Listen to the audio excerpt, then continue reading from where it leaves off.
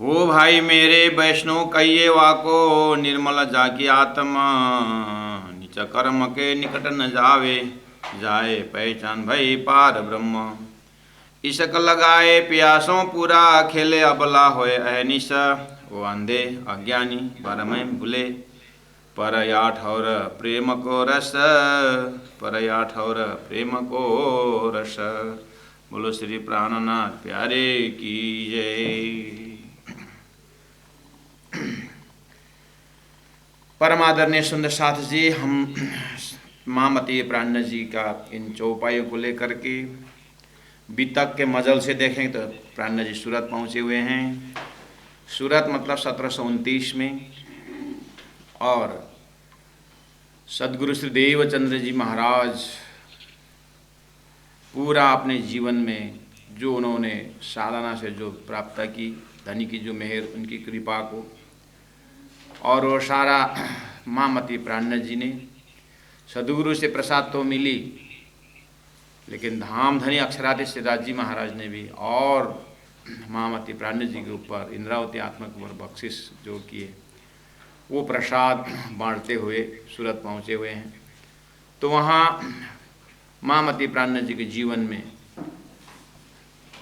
कोई उपनिषदों को लेके आए हैं, कोई भक्ति ओरिएंटेड संतवाणी को लेकर के आए हैं। तो किरंतन ग्रंथ हर प्रकार से हमें आनंद और कार्य कारण महाकारण सारी की सारी वेदांत सूत्र भी इसी में है, और वेदों की श्रुति इसी में है, और भक्ति परंपरा के संतों के दुहा और उनकी जो भाव को भी समावेश किया गया है। उन्होंने कहा कि या ठौर प्रेम को रस, जब हम परमात्मा की बात करते हैं, जब हमारा हृदय एक आनंद की खोज के लिए निकलता है, तो बिल्कुल प्रेम की ही, परमात्मा प्रेम स्वरूप हैं और उनका धाम प्रेममय है, उनकी लीला प्रेम से ओतप्रोत है। तो कल हम लोगों ने थोड़ा सा विशाल सागर रूप परमात्मा का प्रेम का अनुभव करने के लिए घर के बूंद के जो पानी जो है, घर में जो पानी है, उस पानी के अंदर भी हमें, जब हम साइंटिफिक विजन से जब देखते हैं तो H2O फार्मूला घर के पानी में भी बूंद में है, और नदी में है, और सागर तक है। ऐसे ही हम अपने को, अपने आप को प्रेम स्वरूप कैसे अनुभव करें। जिस दिन हमारे अंदर में अपना प्रेम को जिस दिन दर्शन होता है, फिर तो धरती में ऐसा कोई जगह नहीं रहता है कि हमें हमारे जो है प्रेम को दर्शन करने के लिए कठिनाई। इसीलिए उसका भी थोड़ा बहुत हमने एहसास किया। और आगे कहा 3 नंबर चौपाई, प्रकरण 8 3 नंबर चौपाई, जब आत्म दृष्टि जुड़ी पर आत्म। तो कल थोड़ा सा हमने आत्म शब्द के ऊपर उसको उच्चारण करके, जीवन का सार ही वो आत्म शब्द है जो प्रेम स्वरूप है। एक बार बीरबल को अकबर ने पूछा कि बीरबल, सबसे प्यारा चीज़ क्या है, और अपने संतति को बोलते हैं कि सब वो प्यारा है। तो अकबर कहता है कि अपने बच्चा सबसे प्यारा है। बीरबल ने कहा, मुझे तो शंका है बादशाह, मुझे लगता है लोग अपने से ज़्यादा प्यार करता है। नहीं, बंदर का उदाहरण लेकर के परीक्षण करने के लिए, क्योंकि बंदर अपने बच्चा को प्राणियों में सबसे ज़्यादा प्यार देने वाला है। तो परीक्षण किया गया, बहुत बड़ा तालाब, और पूरा उसके ऊपर बंदर और उसके बच्चा के साथ बंदरनी को वहाँ पर रखे, और पानी भरता गया भरता गया। कहा जाता है जब पानी का हाइट बढ़ता गया तो बंदरनी बच्चे को अपने सिर पर ले और बच्चा को बचाने के लिए भरमार कोशिश की। अंत में पानी जो है अपने नाक से ऊपर की वजह से चला गया। तो उसने बच्चा को अंदर रख कर दबा करके स्वयं उस बच्चे के ऊपर खड़ी हो गई। तो उसी वक्त बीरबल ने कहा, देखिए वो क्यों बच्चा को दबाई और उसके ऊपर वो खड़ी हो गई। कहने मतलब वो अपने से ज़्यादा प्यार करती है। तो संसार में संपूर्ण प्राणी जो है अपने से प्यार करता है, अपने से मोहब्बत करता है। ऐसा क्यों? ये आत्मा की आवाज़ है। तो एक बार पूरा सृष्टि को ध्यान में रखें और एक ही साथ जितने भी प्राणी है शरीरधारी, चाहे पानी के अंदर हो, चाहे जमीन के ऊपर हो, चाहे आकाश में, एक ही साथ सबको दर्शन करें और सबके अंदर परमात्मा का उस आत्मा शब्द से सबको एक ही बार देखने की कोशिश करें। तो वही आवाज़ है आत्मा शब्द का वहाँ पर है। जिन्होंने इस तरह से आत्मा का दर्शन किया, तो यहाँ तक पहुँचने से क्या अब आत्मा का कल्याण हो जाएगा? इतना तक पहुँचे तो ऐसा आत्मदृष्टि वाले, तो मैंने कल भी एक संत का उदाहरण दिया कि रोटी जो कुत्ता नहीं ले गया, तो सज्जन ने बोला ये तो कुत्ता, रोटी खाने दीजिए। संत बोलते हैं मुझे तुम्हारी भाषा समझ में नहीं आई, मुझे देरी हो रहा है, भगवान आकर रोटी लेके गए, उसमें तो घी नहीं लगा है, तो मुझे घी लगाने के लिए जल्दी जाना है। आत्मदृष्टि जगी, अर्थात सबके अंदर परमात्मा देखो या आत्मा देखो। वेदांत सूत्र उसमें आत्मा देखने की बात कहती है, भक्ति सूत्र उसमें भगवान को देखने की बात करती है, बात एक ही है।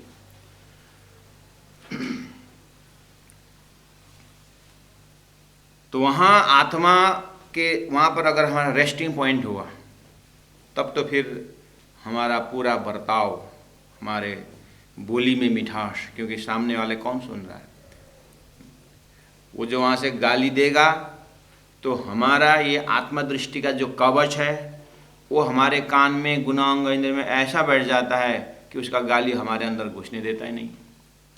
जब कान से अंदर जाने नहीं दिया ये आत्मदृष्टि का कवच, तो हृदय में कोई दूषित भावना होगा ही नहीं, उसके प्रति कुछ कुभावना उत्पन्न होता ही नहीं। यही समझ, यही थीम अपने लिए कवच बन जाता है और दुनिया की हर जो है बुरी, जिसको नेगेटिविटी जो कहा जाता है, वो हमारे अंदर प्रवेश कर होता है। ये समझ ऐसा बैठ जाता है कि उसको गाली को देखता ही नहीं। कुछ भी हो उसके है वास्तव में हमारे अंदर वो अंकुर नहीं है। आत्मा दृष्टि में वो चीज़ नहीं है। ये माया का थोड़ा सा हथियार है और अज्ञान के कारण रहता है। जैसे जिस घर में रात भर बत्ती जला के रखिए, चोर इतना हिम्मत नहीं करेगा कि यहाँ कोई सोया नहीं है जैसा लग रहा है। ऐसे अंदर आत्मा दृष्टि खुलने के बाद ये गुनाह अंग इंद्रियों का जो चोरपना है, नेगेटिविटीज है, वो अंदर वास नहीं करता है और वो वास्तव में नहीं है। जैसे हम रोज उदाहरण देते हैं कि कभी कभी अपने दांत जो है अपने जीवा को काटता है, तो आज भी कल भी काटा, तो हम कहीं दांत के ऊपर गुस्सा नहीं करते। और कोई बोले कि तू बार बार तेरा दांत का कंप्लेन कर रहा है, दांत तेरा जीवा को काट रहा है, हम एक काम करते हैं, हम 2000 रुपये देते हैं, जाके दांत खोल के आ। पैसा देने के बाद भी हम तैयार नहीं होते, क्यों खोलूं मेरा दांत? तो बार बार काट रहा है ना, तो काटा तो मेरा जीवा को काटा, तेरा जीवा को काटा क्या? तो मेरा ही तो काटा। देखिए, तो अब उसको हर कोशिश करिए, उस व्यक्ति को ऐसा ऐसा प्रलोभन दीजिए कि दांत के ऊपर गुस्सा करे,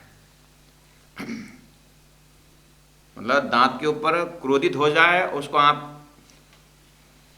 पूरा 50,000 रुपये दीजिए, दांत फेंक और दूसरा लगा आर्टिफिशियल ना। उसको हर कोशिश करने पर भी हमारे अंदर दांत के प्रति कुछ भी दुर्भावना नहीं आता है। उल्टा क्या होता है, वो मुझे प्रेरित करने वाला, दांत के ऊपर गुस्सा करने के लिए प्रेरित करने वाले के ऊपर गुस्सा हो सकते हैं, लेकिन हम दांत के ऊपर नहीं हो सकते। ये प्रमाण है कि हमारे स्वतः तहदिल के अंदर परमात्मा का प्रेम का वास है, वो प्रेम शब्द है। तो बीच में क्या आया, बस बीच में अज्ञानजन्य माया रूप आया है। इसलिए हम वास्तविक में पहुंचने की कोशिश करना चाहिए। ज्ञान का, सत्संग का यही फल है। धर्मशास्त्र चाहे भक्ति ओरिएंटेड हो, चाहे नॉलेज ओरिएंटेड हो, चाहे डिवोशन ओरिएंटेड हो, चाहे हार्ट ओरिएंटेड हो, चाहे इंटेलेक्चुअल ओरिएंटेड हो, बुद्धिजीवी हैं या हम भक्त हैं, हमें अपने आप को बुद्धि से भी देखना होगा, दिल से भी देखना होगा। Head and heart should go together बोलते हैं। तो ये आत्मदृष्टि शब्द इतना मतलब प्राणनाथ जी ने संपूर्ण शास्त्रों का सेलेक्टेड वर्ड में से ये प्रसंग में रखे हुए, आत्मदृष्टि। तो उसका लक्षण गीता, भागवत में आत्मदृष्टि अलग है, भाषा है, भक्त का लक्षण है। गीता में आत्मदृष्टि को उस हिसाब से स्थित प्रज्ञा लक्षण की बातें हैं, और तारतम्य वाणी में आत्मदृष्टि के टॉपिक में ही आता है ब्रह्म सृष्टि का लक्षण।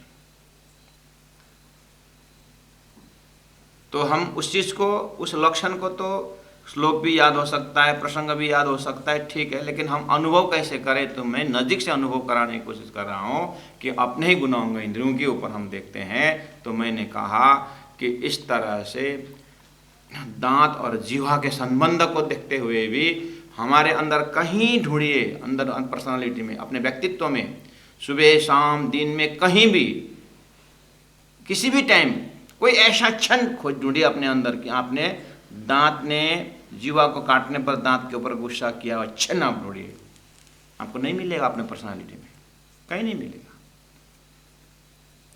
और उसके ऊपर प्रलोभन दिखा करके गुस्सा करो बोलने पर भी आप ट्राई करो, मैं दांत के ऊपर गुस्सा करूं, है ही नहीं। तो फिर बाकी चीजों में हमारे ऊपर क्यों गुस्सा आता है? क्योंकि नेपाली में एक गीत है, आफ्नो भन्ने आफ्नै हुन्छ। अपना जो है ना, अपनापन। अब ये जीवा,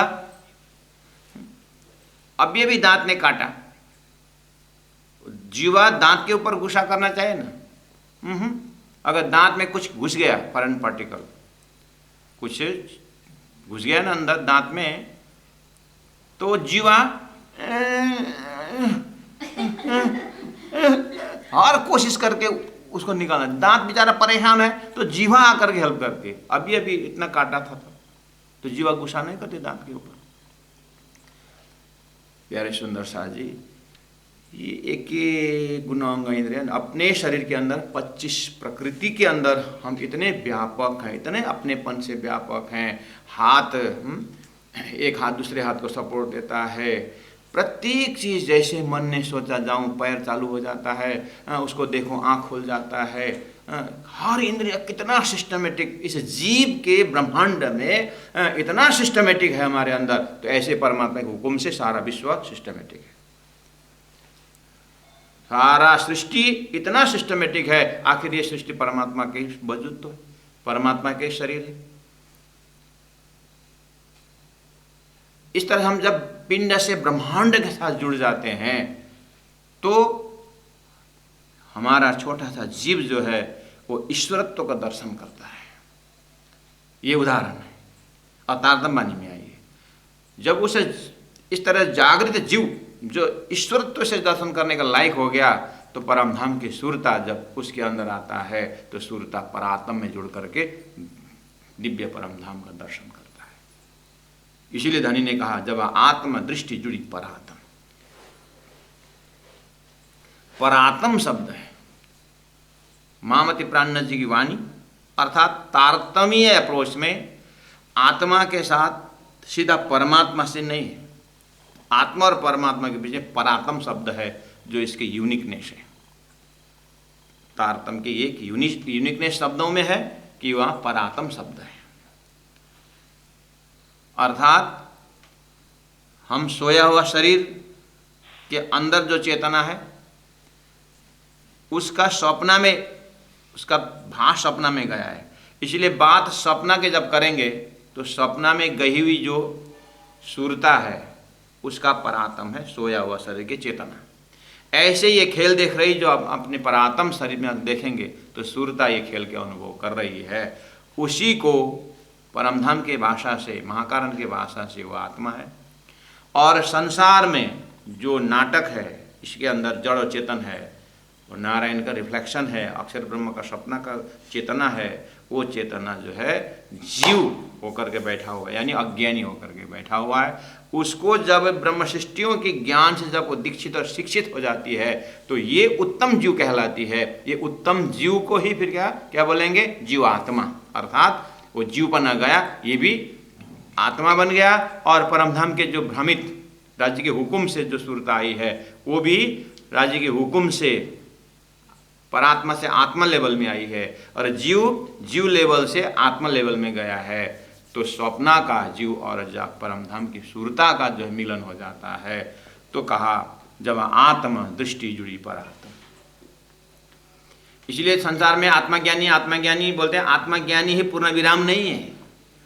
आत्मा तक पहुंचने के बाद आत्मा का आगे का खोज रहेगा। मैं कहाँ पर, मैं कहाँ से, मैं आत्मा स्वरूप संसार में देख रहे हो तो कहाँ बैठ के देख रहे हो? हम पा रहे हैं बैठे देखे प्रपंच। उस दिव्य परम धाम का जो है ये तारतम्य दृष्टि या तारतम्य विजन से उस परात्म स्वरूप का दर्शन होता है। तब क्या होगा? तब भयो आत्म निवेद। निवेद का अर्थ होता है शांति। निवेद पूरा संपूर्ण समस्या का सॉल्यूशन। तब भयो आत्म निवेद, शांति, आत्मानंद, आत्मा शांति। अर्थात परात्म में जैसे खड़े हो जाएंगे तब तो फिर वहाँ का विलास की तो क्या बात करूँ। जैसे इससे पहले वाला प्रकरण में कहा था धनी ने, अब पार सुख क्यों प्रकाशिए, एहे अपनो विलास। वो जो पार सुख परम धाम ब्रह्मानंद प्रत्येक अंग अंग में, तो वो सुख तारतम ने वो सुख यहीं ले करके दिया हुआ है। वो तो बात की विषय है। तो पहला कम से कम अपने परात्म के कॉन्सेप्ट से हम अपने चेतना को, अपने आत्मा को इतना विशाल बनाएं कि हर शब्द में प्रेम का शब्द निकले।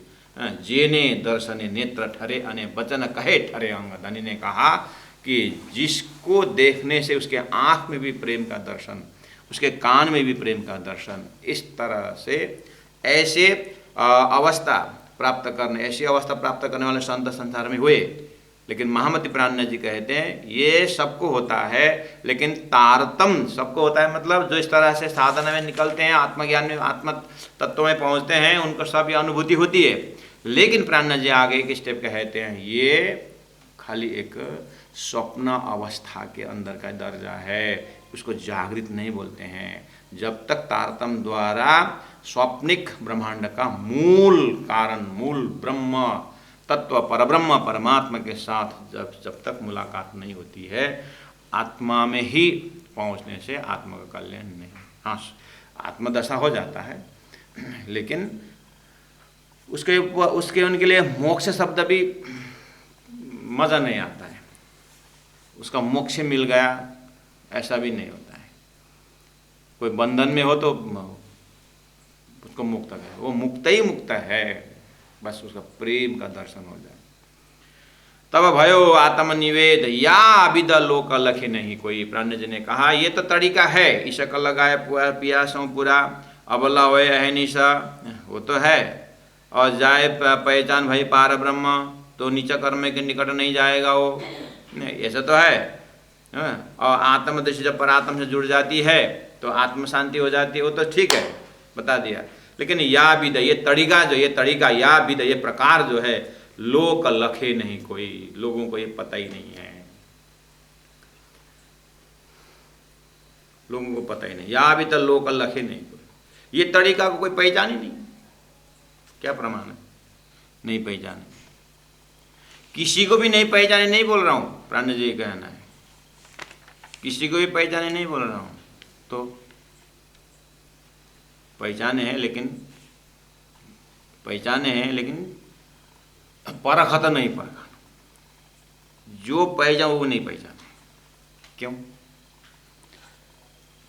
स्वप्निक जीव स्वप्निक ईश्वर तक के अद्वैत की बात किए हुए हैं, लेकिन यहाँ बात है उस स्वप्निक जो ईश्वरत्व जो है खेल के, जो अक्षर के जो खेल के अंदर का जो स्वप्नवाद जीव का है, यहाँ परमधाम की ब्रह्मात्माएं जो खेल में आई है, ये दृष्टा रूप में जो आई है, या भी दल्लो के लखे लोक लखे नहीं कोई, ये जो परात्म कंसेप्ट लेकर के उस दिव्य परमधाम के ब्रह्मात्मा होकर के जिनके लिए ये ईश्वर और स्वप्न के जीव, जो यहाँ भी प्रेम की भाषा वही बोलेंगे, लेकिन वो जो असली, वो जिसको परात्म स्वरूप की जो बात है, ये किसी को पता नहीं। या अभी तो लोक लखे नहीं कोई भागवंती जाने भेद, कोई भाग्यशाली आत्मा ही जानती है। तो भाग्यशाली आत्मा कौन है? जिनके लिए खेल बना है। कहने का मतलब यहाँ पर हमारे ये गोविंद व्यास अभी मेन यहाँ पर जिनके विषय से, जिनके माध्यम से ये आया हुआ है प्रसंग, तो इनको भी संपूर्ण शास्त्र अध्ययन करने के बाद बात यही शब्दावली सेम है। यहाँ भी प्रेम की बातें हो रही हैं, हम भी प्रेम की बातें कर रहे थे, लेकिन बिंब प्रतिबिंब में अलग नहीं कर पा रहे हैं। इसीलिए उनका, गोविंद व्यास का कहना है कि हम ये वो हमारे मतलब वो जो बल्लभ संप्रदाय या अन्य जो जितने भी संप्रदाय हैं, भक्ति संप्रदाय वाले, उनको तो प्रेम की भाषा बोलते हैं, वो प्रेम की बातें करते हैं, परमात्मा से अद्वैत होने की बातें करते हैं, प्रेम लीला की बातें करते हैं। जैसे हम आपके मुखारबिंद से हम रासलीला सुन रहे हैं, ब्रज लीला सुन रहे हैं, तो ऐसे उनका भी है।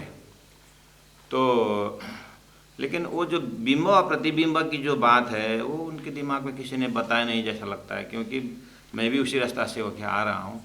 इस तरह से वो नहीं समझ पा रहे हैं। तो हम वहाँ जाके माइकिंग करें, बड़ा फंक्शन बनाए और सबको जना दें, क्योंकि वो बस पहुँच ही गए। तो ब्रज अखंड बोलते हैं, लेकिन अब यहीं रास अखंड हो रहा है बोलते हैं, तो यहीं दिव्य सिंचाई बोल रहे हैं, लेकिन वो अखंड अक्षर ब्रह्म के एरिया का जो अखंड रास खिलाया गया है, वो जो किस उद्देश्य से ये पता नहीं है। तो माइकिंग करें, एक बार सबको पता चल जाए।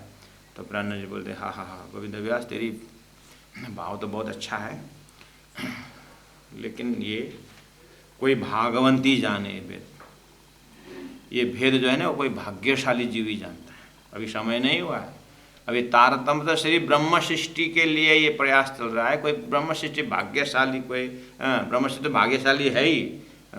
मेरा कहना है कोई भागवंती जाने ये भेद, मतलब हम ऐसा सूचन दे रहे हैं कि ये एक मार्ग है कोई भाग्यशाली बनने के लिए। कम से कम इतना प्रलोभन शब्द हो के हम भाग्यशाली में एक नंबर होएंगे करके कोई आए, इसीलिए प्रलोभन दिखा रहे हैं। एक टीचर ने स्टूडेंट को बोले, बच्चे लोग, अगर तुम लोग अच्छी पढ़ाई करोगे, तुम लोग पास हो जाओगे, तो मुझे हंसते हुए देख पाओगे, तो मैं हंसूंगा। तो विद्यार्थी ने बोला, गुरुदेव तब तो फिर हम आपको हंसते हुए कभी देख नहीं पाएंगे। टीचर ने बोला, अब क्या बोले, अब हंसते हुए देख नहीं पाएंगे। बच्चे लोग ने बोल दिया।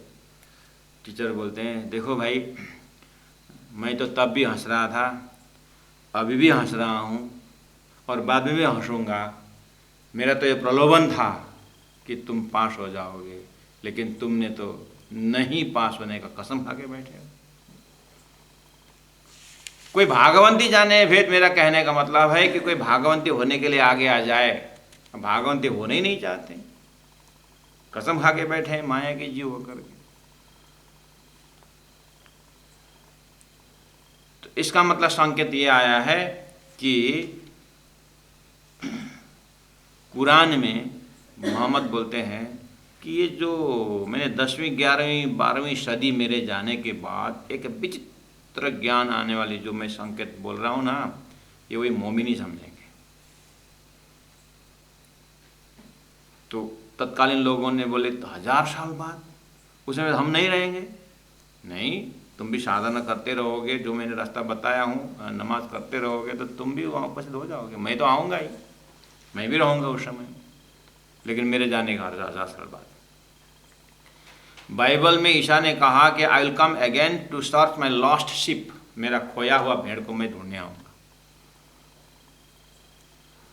इसका मतलब इस धरती सृष्टि जो बनी हुई, इसमें एक फाइनल कॉन्सेप्ट आना बाकी है, जो अक्षरातीत परब्रह्म परमात्मा ब्रह्मात्माओं की सुरता की बात यहाँ हो रही है। नाटक तो तैयार है,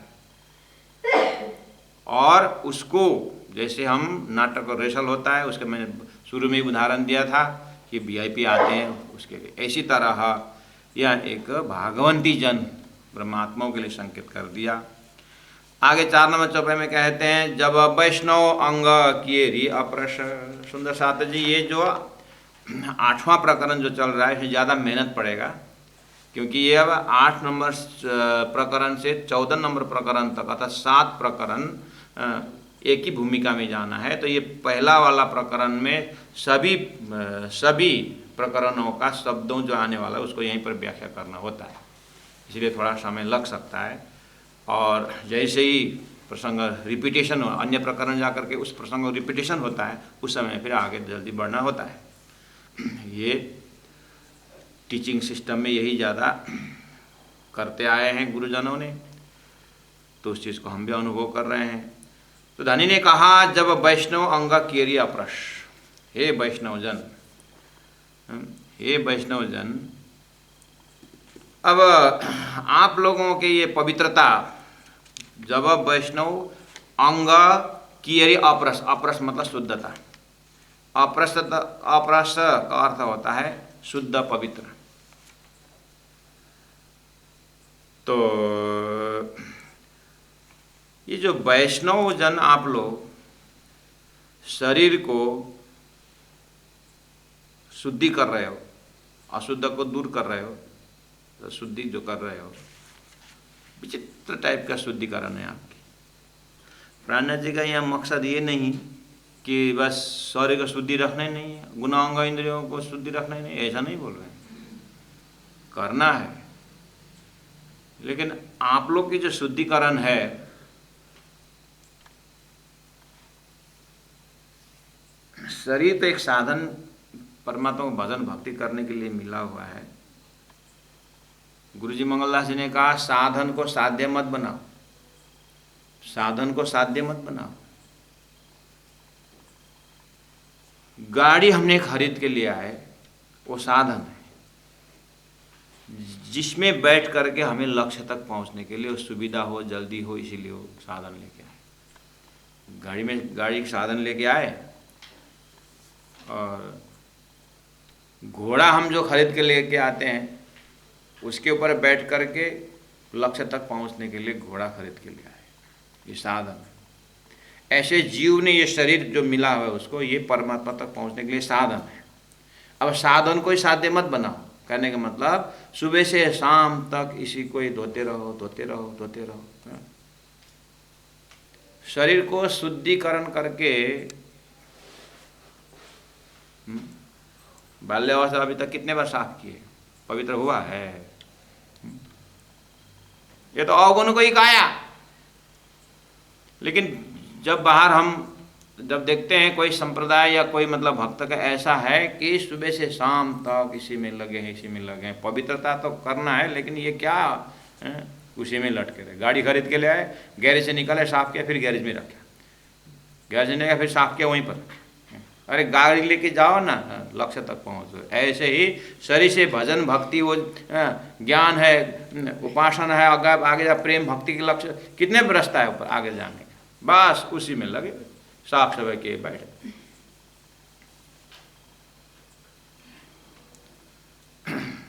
तो ये वाली इस चीज से प्राणायाम, ऐसा नहीं कि अंदर नहीं निर्मल फेरे फेरे नहाए बाहर, चौपाई ये भी है ना, अंदर नहीं निर्मल फेरे फेरे नहाए बाहर। ठंडी के मौसम हो और दार्जिलिंग में ऐसे चौपाई पढ़ने को मिले तो कितना आनंद। दार्जिलिंग हिल स्टेशन जो है बहुत ठंडी है, और वहाँ जाकर उठ के नहा लो पुजारी जल्दी, अंदर नाही निर्मल फिर ना है बाहेरा करके रजाई के अंदर बैठ करके चौपाई गाना शुरू करेगा। तो प्राणेश जी का मतलब ये नहीं कि अंदर नहीं फिर ना है बाहर, खाली बाहर ना हो, अंदर भी नहाया करो, ये बात है। तो बाहर पानी से शुद्धि होती है, मन भजन से शुद्ध होता है, आत्मा चित्त चिंतन से शुद्ध होता है। आगे कितना होमवर्क है। इस प्रसंग से प्राण जी बोल रहे हैं कि हे वैष्णव जन, आप लोगों की शुद्धता को देख करके, कि कैसी शुद्धता, क्यों, आप लोगों को पता होगा, नहीं हो तो थोड़ा बहुत बता देता हूँ, आगे खोजी करना।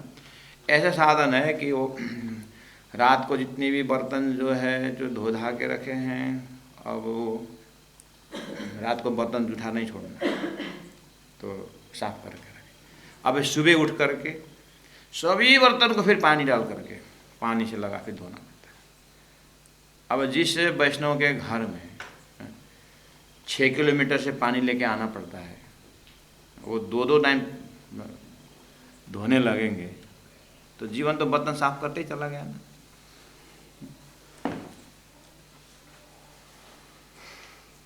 देश काल परिस्थिति को देखना होगा, कितने ऐसे रूल रेगुलेशन है, इतना मतलब धर्म के संस्कार इतना है, अप्रसायन इतना शुद्धिकरण है कि लकड़ी धो के जलाना पड़ता है।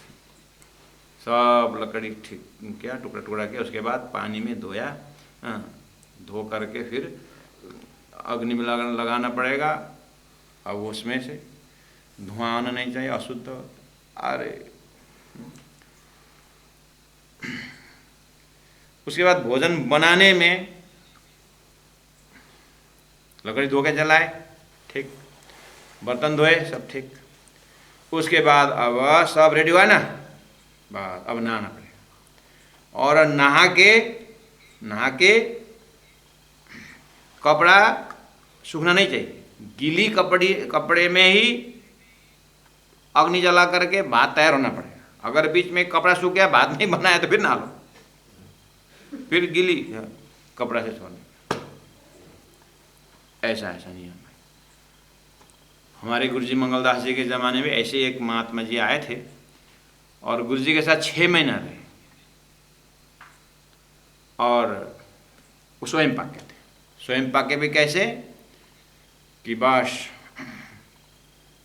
सब तैयारी कर दिया, कच्चा सीधा सामल, उसके बाद वो पूरा कपड़ा, दार्जिलिंग कालिम्पोंग जैसे विंटर के सीजन में फिर कपड़ा भिगाओ, और फिर जल्दी जल्दी भोजन बनाओ, और उसी कपड़ा से पकाया और खाए तो शुद्ध हो गया।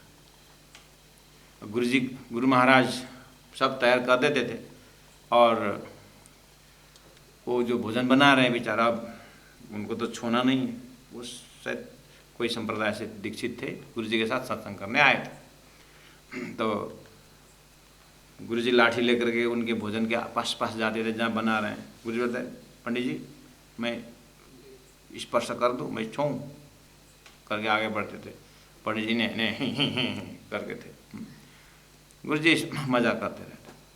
6 महीना बाद जब शास्त्रार्थ हुआ, जब उनको तारतम्य सिद्धांत जब समझ में आया, तो फिर मारो काले कुत्ते को, फिर उन्होंने तारतम्य ग्रहण किया।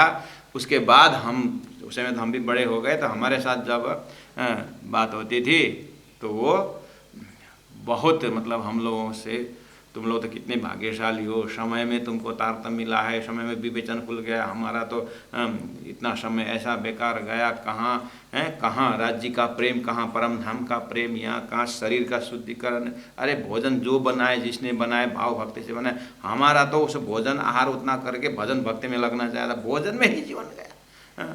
उधर चावल किसने दिया, लकड़ी किसने लाया, वो गीली कपड़े से बनाया कि सूखा कपड़ा से बनाया, ये हिसाब करते जिंदगी गई करके बहुत पछताते थे बाद में जब उनकी जागरण नहीं हुई। इसका मतलब साफ सफाई ना करो ऐसी बात नहीं है, इस चीज़ को बहुत हिसाब किताब से चलना होगा सुंदर सा। तो यहाँ धनी उस हिसाब से मैं जब वैष्णव अंग की अप्रसा, ये कैसी अप्रसाई, ये कैसी शुद्धता, कैसी शुद्धता, कैसी पवित्रता है, इस तरह से। तो यह एक प्रकार से खंडन भी है, और खंडन के साथ साथ ये भी नहीं है कि शुद्धता नहीं होना चाहिए, वैसा भी नहीं। आगे पीछे प्रसंग है, प्राण जी क्लियर करते हैं उस चीज़ को, आप क्लियर भी हो चुके हैं में। तो हमारा भी तो अपना कॉमन सेंस है सुंदर साथ जी। अब शुद्धता ही नहीं करने करके वैसे कितने फिर आहा हमारे फिर कितने सुंदर साथ, कितना परमहंस है फिर बाप। सुबह उठे, उसी कपड़े से टॉयलेट गए और बस देह क्रिया गए, आए किचन में घुस गए, खाना बनाए खाए, वाह। और ये परमहंस का है। हम एक जगह प्रचार में गए थे, तो गुरुजी मोहन प्रियाचार्य जी और हम, 1987 की बात है। तो एक जगह 108 पारायण था, एक जगह 108 पारायण था, उसी पारायण में गए थे। तो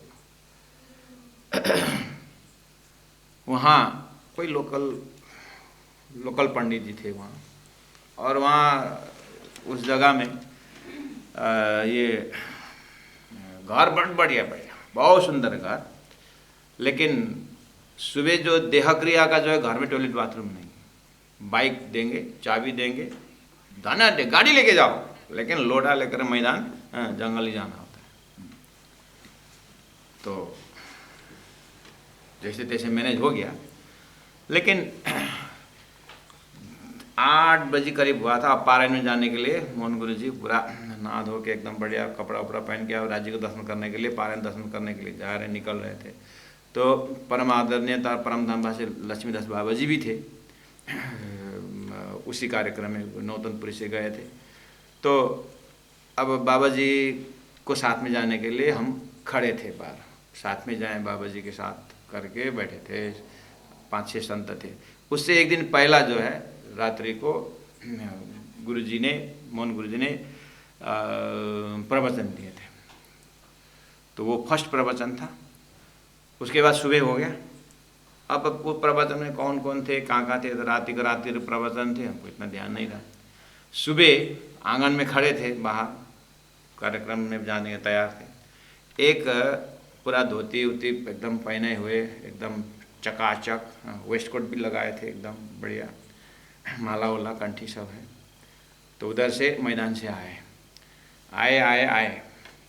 और गुरुजी बोल रहे हैं कि अब देखो यहाँ का सिस्टम, अब ये लोटा ऐसे रखेगा, उसके बाद अब वो लोटा से हाथ भी धोया हो तो लोटा ही इतना है तो कितना हाथ धोया होगा, अब ऐसे रखेगा, सीधा ये पारण पंडल में चला जाएगा, देखना आप यहाँ का करके बोल ही रहे थे।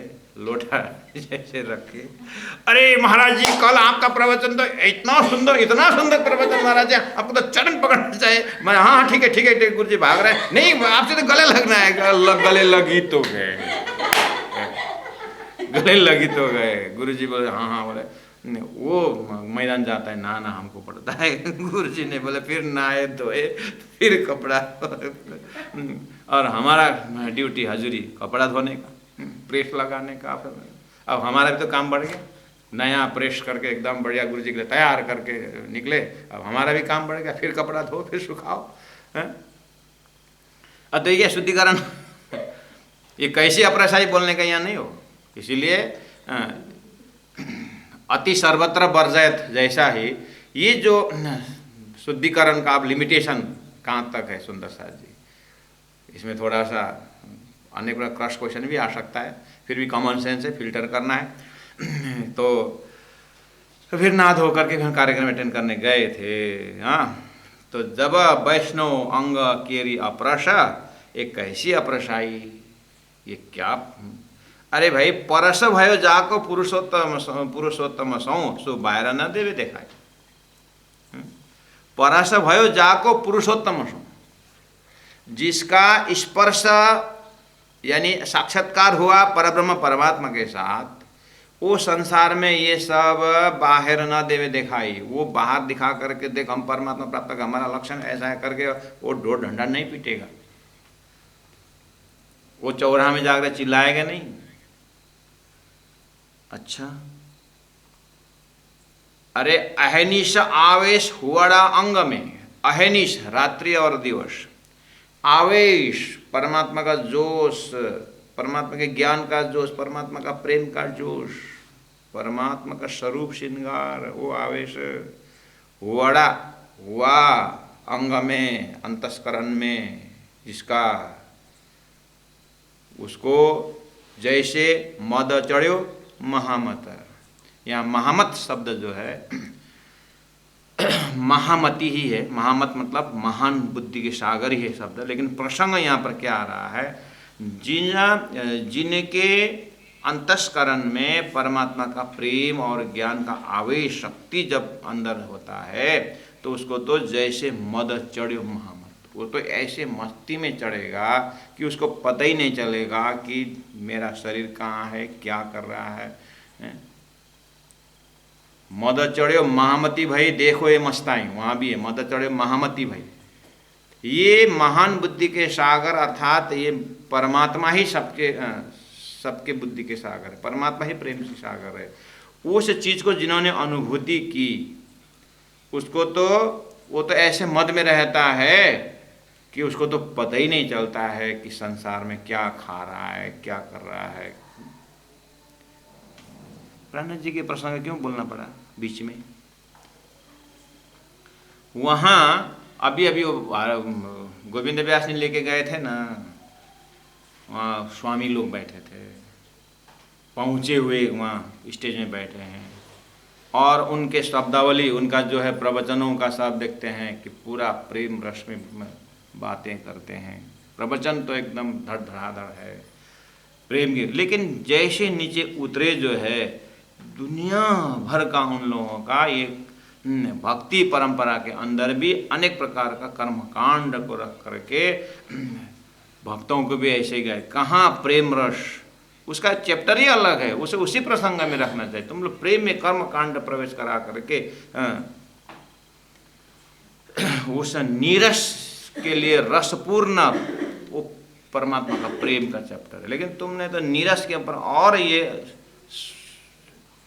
ये कर्मकांड घुसा करके तुमने ये, तुम्हारा प्रसंग नहीं समझ में नहीं आ रहा है। ऐसा लोग है सामने में, इसलिए उनको उनके साथ साथ अब थोड़ा बाहर निकल के देखेंगे तो परमात्मा के साथ परस बात करते हैं, हम तो एकदम विदेही हैं, हम तो अप्रेमी हैं, ऐसे बात करते हो। और तुम्हारा एक एक पॉइंट याद है कि कहाँ क्या, कौन आगे बैठा, क्या खाया, कहाँ बैठा, कैसे पहन के आया, और लकड़ी धो के जलाया कि नहीं जलाया, और वो ये सारा तुम्हारा ध्यान यहाँ पर दिखाई दे रहा है। अरे परस भय जाकर पुरुषोत्तम सो, जिसको परमात्मा का प्रेम हुआ तो वो प्रेम तो ऐसा है कि सारा वातावरण को ही प्रेम बना के छोड़ देगा वो, उसमें ट्राई करने की क्या जरूरत है। परस भयो जाको पुरुषोत्तम सो बायर न देवे देखाई, अनिशा आवेश वड़ा अंग में जैसे मत महामत, वाको आशा और न उपजे तृष्णा, एकैसो एक चित्त। देखिए, ओहो, धनी ने कहा कि वाको आशा और न उपजे तृष्णा, वाको आशा, अभी आशा चीज, तृष्णा चीज जो है, आशा चीज तृष्णा चीज जो है, ये मायावी गुण है। अब इसी प्रसंग में सुंदर साथ जी आपसे अनुरोध करता हूँ, प्रकाश ग्रंथ में गुण फिरावा का प्रकरण है। जिनमें ये क्वालिटी आशा, तृष्णा, मोह, निंद्रा, धैर्यशील, संतोष, कम से कम वहाँ पर 22-23 ऐसे शब्द अपने पर्सनालिटी के, अपने व्यक्तित्व के गुणों के ऊपर धनी ने एक एक अंगों को किस तरह से बात की है, उसको अध्ययन मनन निधि ध्यान करना जरूरी है। मैं वहाँ पर यहाँ थोड़ा सा संकेत करता हूँ। जिनको ये हृदय, अंतरात्मा परमात्मा में जब उधर परमात्मा ओरिएंटेड हो जाता है तो संसार के प्रति ये, अभी इससे पहला वाला 7 नंबर चौपाई में प्रकरण में धनी ने 9 नंबर चौपाई में 7 प्रकरण के कहा, महमत मनसा मिट गई सब सुपन केरी आश, कब अब पार सुख क्यों प्रकाशिए, ये है अपनो विलास। उस आत्मा का पार का सुख, उसे दिव्य सुख, दिव्यानंद का जब स्वाद आने लगता है, उस तरफ की बात कर रहे हो। अब तुम्हारा सुगंध, आत्मा का सुगंध उधर गया हो अगर, तो फिर माया का दुर्गंध उसको पता ही नहीं चलेगा। ऐसा होना चाहिए। इसीलिए वहाँ को आशा न उपजे तृष्णा। आज हम दुखी क्यों हैं? संसार इकट्ठा करने का आश है और संसार देता नहीं। प्रकृति का नियम है, जो देता है उतना छीनता ही है, उसका तो लेगा ही वापस। तो समझे न माया को मर्म। प्रकृति जितना लेता है वो देता है, वो लेता भी है। इसलिए हम आशा भयंकर रखते हैं, अब उसके बाद दुख होगा। तो प्राणनाथ जी कहते हैं वा को, उसको, किसको? जिनके हृदय में परमात्मा के प्रति प्रेम उदय हो, जाको परस भयो पुरुषोत्तम सो, परमात्मा के साथ जिसको प्रेम का उदय हुआ हो, हमें को भी लगता है अगर परमात्मा प्रति प्रेम उत्पन्न हुआ हो, तो वह को आशा न उपजे तृष्णा। संसार के प्रति आशा भी नहीं रहेगा, संसार के प्रति तृष्णा भी नहीं रहेगा। तृष्णा न जीर्णा वयमेव जीर्णा। तृष्णा किसके कहते हैं? तृष्णा एक इच्छा ही है, इच्छा का रूट तृष्णा है। कहने मतलब हमें लड्डू खाने की इच्छा हुई, तो जो भी अपना पसंद चीज़ जो हम खाते हैं तो इच्छा पूर्ति होती जाती है, ठीक है। ये इच्छा है, गुणांग इंद्रियों के लेवल में रहता है इच्छा। और तृष्णा जो है अंदर सबकॉन्शियस माइंड में अंदर रहता है तृष्णा। तो इच्छा पूरा हो जाती है लेकिन तृष्णा पूरी नहीं होती। इसीलिए तृष्णा न जीर्णा, तृष्णा कभी बूढ़ा नहीं होता है। वयमेव जीर्णा, हम लोग बूढ़े होके जाएंगे, तृष्णा और फ्रेश होते आता। ये माया का सुपर क्वालिटी है, माया का गुण है, हथियार है, यही फंसाता है जीव को। इसलिए जानबूझ करके धनी ने कहा ये तृष्णा तो ऐसा गुण है कि तू कभी बूढ़ा होता ही नहीं है, ऑलवेज फ्रेश। कैसे? अभी लड्डू खाने की इच्छा तो पूरी हो गई, नहीं खाऊंगा, 80 खाया, 80 पीस खा चुका हूँ। अरे कल्पना ही तो करना है, क्यों कंजूसी करते हैं? बोलो ना, 100-150 बोलो, क्या फर्क पड़ता है? इच्छा पूरी हो गई, अब नहीं खाना है, ठीक है। कल ठीक 12 घंटा बाद पूछो तो महाराज कल का लड्डू बहुत अच्छा है क्या? कल कुछ खराबी तो नहीं हुई ना महाराज? नहीं, ठीक है, तो ले आऊँ? ठीक है, ले आओ। वही व्यक्ति, वही जीवा, वही मन कल रात को एकदम मना किया था, इच्छा पूरी हो गई थी, लेकिन तृष्णा अंदर बनी रही। अब ये तृष्णा वाह, अब नया ताजा इच्छा के रूप में फिर आया, फिर पूरा होता है, फिर वापस तृष्णा में बैठ जाता है। बस ये, अब जब ये तृष्णा क्वालिटी कभी ये भरता नहीं है, इसको उठा करके सदगुरु के चरण में रख दिया, परम धाम में रख दिया। तृष्णा अच्छी क्वालिटी है ना, कभी भी पूरी नहीं होती इच्छा, ऐसी तृष्णा है, वो बनी रही, अंकुर है वो इच्छा की, अंकुर है। उस तृष्णा क्वालिटी जीव के साथ चिपक के बैठा। अब तारतम्य ने क्या किया? बहुत अच्छा क्वालिटी है, तृष्णा को तो बहुत जरूरी है, इसको उठा करके सदगुरु के चरण में पहुंचा दिए, परम धाम में पहुंचा दिए। तृष्णा वहां जाके बैठे। आप जितना भी भजन करो तृष्णा कभी मरती नहीं, जितना भी ध्यान करो तृष्णा वहां है ना, तृष्णा धनी के चरण में, तृष्णा धनी के चरण में। तो अब वहां वो तृष्णा तो कभी मिटती नहीं है। तो ये गुण तो चाहिए। जैसे तृष्णा को आप प्राण जी मावे, तृष्णा खराब नहीं है, तो कोई भी चीज खराब नहीं, बस परमात्मा का नाम जोड़ देना चाहिए। बिना परमात्मा का नाम सब खराब है। अब आई अज्ञान दशा में वह को आशा और न उपजे तृष्णा, संसार प्रति का न तृष्णा है न आशा है। वह एकैसो एक चित्त। ये जो परमात्मा का प्रेमी आत्मा तो एकैसो एक चित्त, धनी एक, अपना चित्त एक, अपना एक ही तरफ हो गया। ऐसा होता है ये प्रेमी का लक्षण। और तुम तो यहाँ पर प्रेम की भाषा करते हो, तुम्हारा तो चारों तरफ नजर घूम रहा है और प्रेमी कहलाते हो और कुछ लक्षण तो दिखता नहीं। प्रसंग वहाँ तत्कालीन लोगों के पास, उसके साथ हमें हरि ने क्या शिक्षा दी, हमें क्या शिक्षा मिली इससे? ओहो, प्रेम हृदय में परमात्मा प्रेम उदय हुआ तो ऐसा होता है मेरा लक्षण। वाणी आईना है, ऐसा लक्षण होता है। तो अपने को देखें, मैं राज्य प्रति ध्यान में बैठ जाइए, मैं राज्य प्रति कितना प्रेम, मेरा कितना धनी के प्रति प्रेम है, अपना मूल्यांकन करें। अब धनी के प्रति प्रेम कितना है ये तो कितना है वो तो पता नहीं चल रहा है।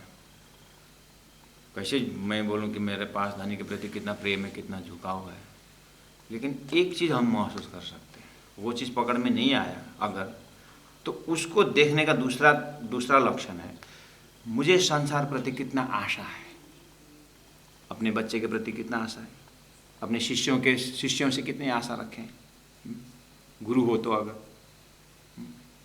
अगर पिताजी हो, घर गृहस्थ में हो, तो अपने परिवार से, अपने सगे संबंधियों से आपके पास कितना आशा बैठा हुआ। वृद्धावस्था में मेरा लड़का करेगा, मेरे हाथ पकड़ के चलेंगे, दवाई देंगे, पूछेंगे ऐसा ऐसा, मेरे वृद्ध के सहारा है, ऐसा आस रखें। भजन तो गाते हैं, जब कोई नहीं आता मेरा श्याम आता है, भजन में तो आता है। जब कोई नहीं आता तो लड़का भी नहीं आता है, लड़के तो पूछते भी नहीं, फोन तक नहीं करते, कंप्लेन ही कंप्लेन। ये आगे ऐसा घटना आने वाला है कि अभी से कवच पहन करके भक्ति परम धाम तरफ गया, चित्तवृत्ति की तरफ गया।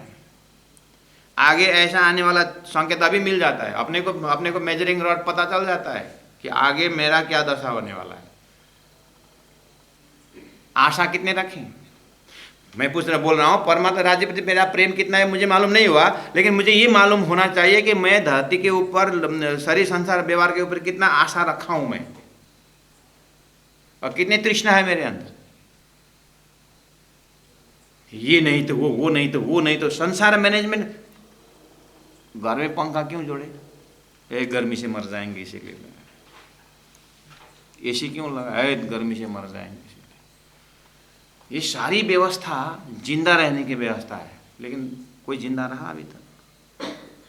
व्यवस्था करते करते जीवन समाप्त हो जाता है और व्यवस्थित हो गई नहीं।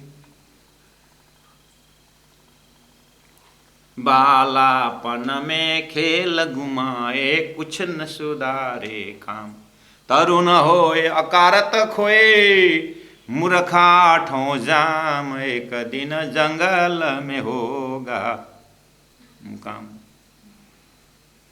तो सारा व्यवस्था तो ये प्रकृति के अपना नियम है, ये देगा छीनेगा वो अपना काम करेगा। आत्मा का सुरता का कर्म राज्य को न पहचाने तो अब तो पहचाने ना, अब तो पूरी तरह होश में आना चाहिए। उस जगह से प्राण जी बोल रहे हैं, ऐनिश आवे थोड़ा अंग में जैसे मद चढ़े महामत। एक पिया पिकड़ आदमी कितने मस्ती से चलता है, ऐसे परम धाम के भक्ति में प्रेम रस पीने वाले वो महामत होकर के मस्त चलता है। उसको आसन उपजे तृष्णा। वो तो एक ऐसे एक चित्त। जब उद्धव गए से समझाने वेदिचाओं सखियों को, तो उद्धव ने क्या बोला, क्यों रोते हो गोपियाँ? श्री कृष्ण तो वापस आएंगे नहीं आएंगे मुझे पता नहीं, लेकिन वो संदेश मेरे को भेजा है कि आप लोगों को थोड़ा ज्ञानी बनाने के लिए भेजे हैं। तो सखियाँ उद्धव को देखते रहते हैं, क्या देखते हो, आसन लगाओ बैठो।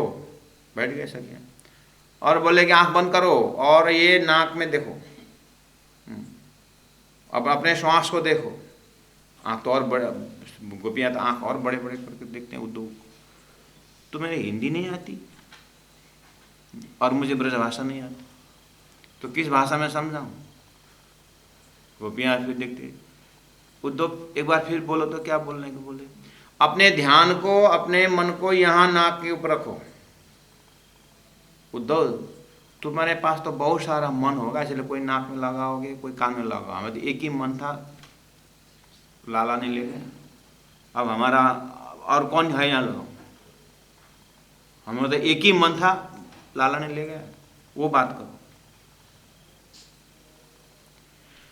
जब एक ऐसा एक चित्त, जब दिल दिमाग सब परमधाम में लगा तो कौन सा मन संसार का आशा करने का? इसका मतलब हमें बहुत सारे मन है। मन मेरा पक्षी भया, जहां तहां उड़ जाए, जहां जैसी संगत करे तहां तैसी भला भाई।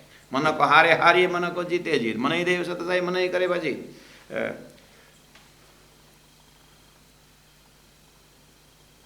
और संसार में हमारा परम धाम के तरफ वो एक मन है, तो संसार में तो सभी मन एक ही जगह होता है। फिर संसार में संसार के वस्तु प्राप्त करना हो ना, छोटे छोटे बड़े बड़े सब मन एक ही तरफ हो जाता है।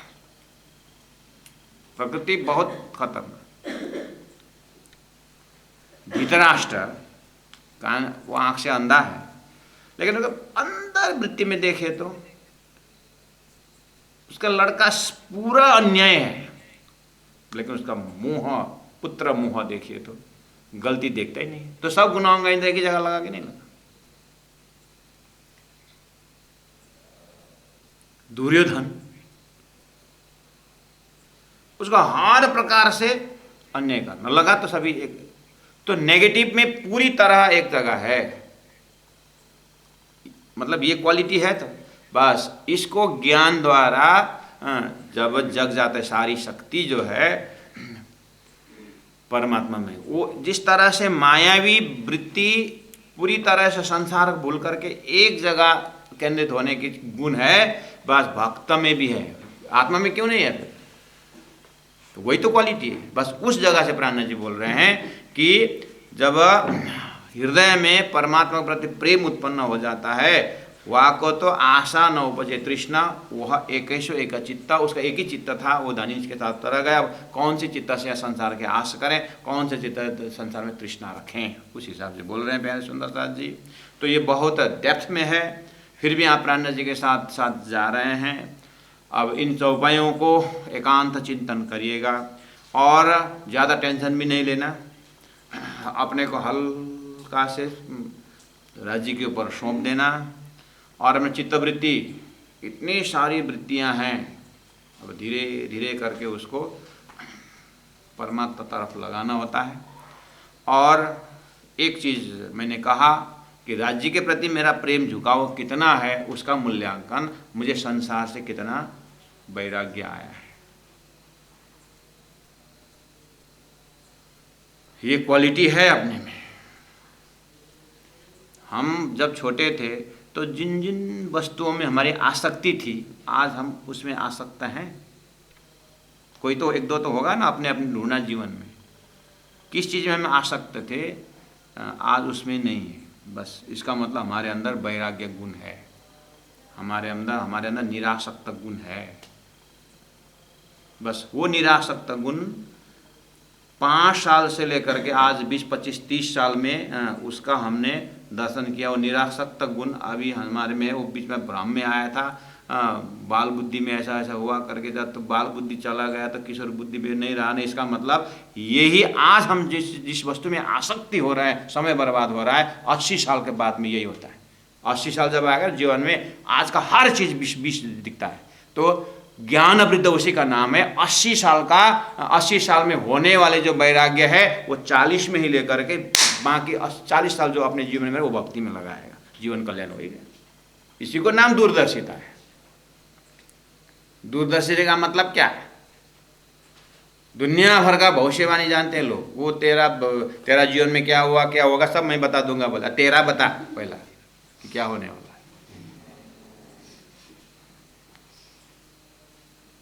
अपना तो भविष्य देखते नहीं। ओ दुनिया का, उसको उसका पढ़ लिया, उसका माइंड पढ़ लिया। हम यही तो माया का क्वालिटी। माया है करके नहीं आती है, चुपके से आती है और मन बुद्धि को संसार तरफ से डुबा देती है। इसीलिए प्यारे सुंदर साधु जी कि अपने मूल्यांकन स्वयं करें कि एक मेजरिंग रॉड की संसार से कुछ न कुछ परसेंटेज तो महाराज सब धोती पहन के निकल गए। बैरागी प्रचुर मात्रा में बैरागी है, तो क्या आप संभालोगे? आपके आश्रम में आ जाए, दरवाजा खुला है, आ जाओ। सब प्रकार के फैसिलिटी रख दिया है। हम डरते नहीं हैं, हम डरते नहीं हैं। आपके पूरी तरह वैराग्य आए, आप प्राण का 5000 बनाया था, आज के समय हम 10,000 रखेंगे। आइए तो सही। हम डरते नहीं हैं। क्यों नहीं डरते? क्यों आते नहीं आप? क्यों डरने का? आप आओगे क्यों डरने का? हम धोती पहन के घर छोड़े निकलने नहीं बोल रहे हैं सुंदर साथ जी। जल में नहीं है, कोरे रहिए, जागिए माए सुपन, वो मस्ती से रहना है। चलो बोलो श्री प्राणनाथ प्यारे की जय। 9 बज गया। ऐ निशा आवेश वड़ा अंग में, ऐ निशा आवेश वड़ा अंग में, जैसे मद चढ़्यो महामाता, जैसे मद चढ़्यो महामाता। वाको आशा उपजे, वाको आशा और न उपजे तृष्णा, और न उपजे तृष्णा। वह 21 एक चित्त, वह 21 एक चित्त। बोलो श्री प्राणनाथ प्यारे की जय। तीनों पुरी धाम की जय। गुरु जी 108 मंगलदास जी महाराज की जय। प्रणाम सुंदर साथ जी, प्रणाम।